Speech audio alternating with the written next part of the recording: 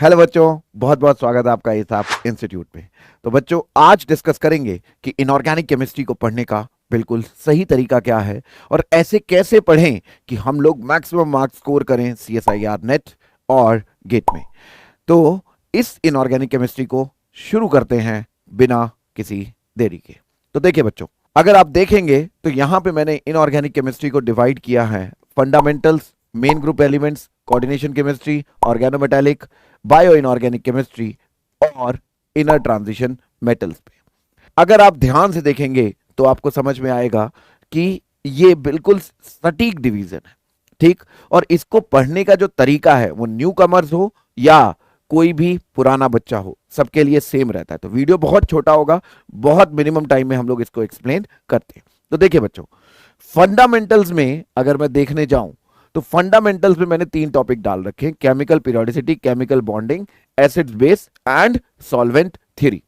अगर ये फंडामेंटल हैं, अगर ये एक बार प्रिपेयर हो जाते हैं तो बार बार आपसे रिवीजन नहीं मांगते हैं। तो वही देखिए बच्चों, अगर पर केमिकल पीरियोडिसिटी में आता क्या क्या है वो देखना बहुत जरूरी है, क्योंकि बच्चे जनरली जो गलती होती है वो ये रहती है कि हमें लगता तो है कि हमने ये टॉपिक पढ़ लिया, पर उसके अंदर की चीजें भूल जाती हैं। तो ये जो फंडामेंटल है इसको मैं पूरा एक्सप्लेन करूंगा और बाकी तो आपको सब पता ही है। तो फिर वहां पे उतना एक्सप्लेनेशन ना करके वहां पे बस हम सीधी बात करेंगे कि आप उसको सही तरीके से कैसे पढ़े। पर केमिकल पीरियोडिसिटी में क्या क्या कवर होना चाहिए ये बहुत ही इंपॉर्टेंट बात है। तो इसके अंदर जो सब टॉपिक्स आते हैं, सबसे पहला ऑर्बिटल्स एंड इलेक्ट्रॉनिक कॉन्फिगरेशन, ये आपको आना चाहिए। Effective nuclear charge, atomic size, ionic size, electronegativity, ionization, enthalpy.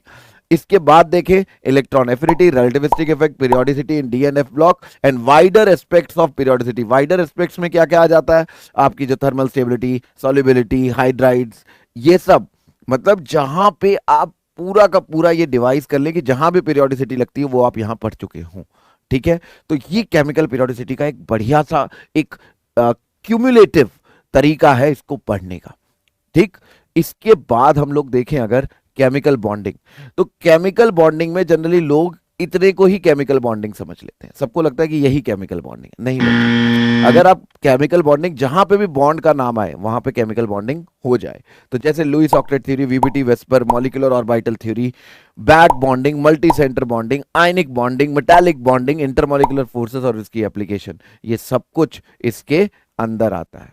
Clear है कि नहीं क्लियर है? तो आप इसके अंदर पूरा का पूरा ये सब पढ़ते हैं। Acids base and solvent theory में definitions, Bronsted concept, Lewis concept, oxy acids और सॉल्वेंट थ्योरी, ये सब कुछ रहता है।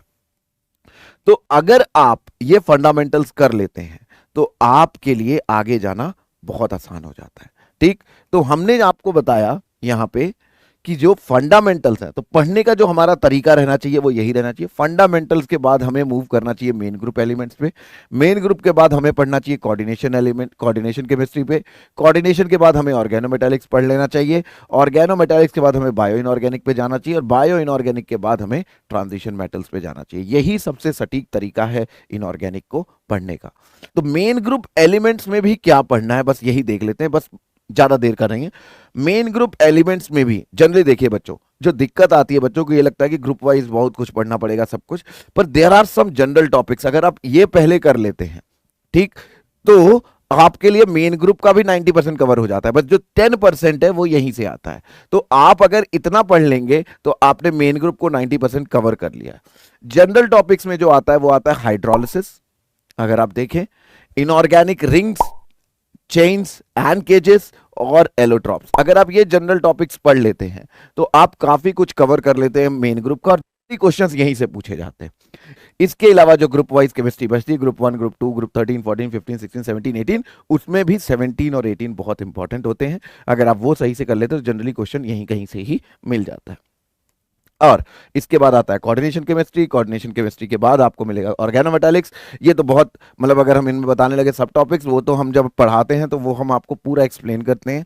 बाकी आप हमारी अगर डेमो वीडियोस देखेंगे तो हमने ऑर्गेनोमेटालिक्स और कोऑर्डिनेशन केमिस्ट्री इन सब में क्या क्या पढ़ाया जाना चाहिए वो हमने बिल्कुल डिटेल में डिस्कस कर रखा है, ठीक। फिर बायो इनऑर्गेनिक केमिस्ट्री आपको पूरी करनी चाहिए और लास्ट में करना चाहिए इनर ट्रांजिशन मेटल्स। तो अगर आप ये क्राइटेरिया फॉलो करते हैं, फिर से मैं एक बार रिपीट कर देता हूं, सबसे पहले आपको करना चाहिए फंडामेंटल्स। फंडामेंटल्स के बाद आपको करने चाहिए मेन ग्रुप, फिर आपको जाना चाहिए कोऑर्डिनेशन केमिस्ट्री पे, कोऑर्डिनेशन के बाद आपको जाना चाहिए ओएमसी पे, ओएमसी के बाद आपको बायो इनऑर्गेनिक करनी चाहिए, और लास्ट में आपको करने चाहिए